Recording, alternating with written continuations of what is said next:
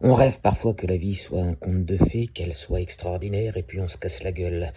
Une maladie s'invite chez vous, elle vous dévore, elle vous ronge, elle vous cabosse. Vous êtes sur un ring comme un boxeur perdu à vous prendre plein de coups dans la tronche et vous êtes KO. Vous n'arrivez plus à survivre, vous n'arrivez plus à vous remettre debout. La vie vous paraît tellement rude que vous avez envie de vous faire euthanasier ou d'avoir un suicide assisté, de partir en Suisse ou en Belgique pour avoir une piqûre dans les fesses.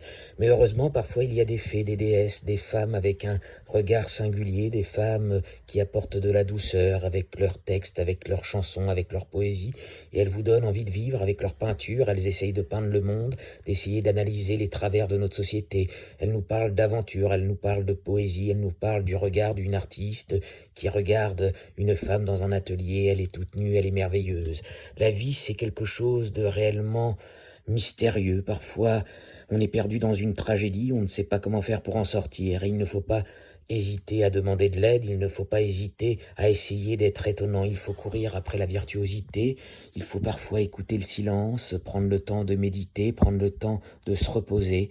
Il ne faut pas s'inquiéter en permanence, il faut essayer de sauver notre terre et faire en sorte que toutes les femmes et que tous les êtres humains et que tous les hommes puissent apporter leur plus belle douceur et leur plus belle poésie à ce monde.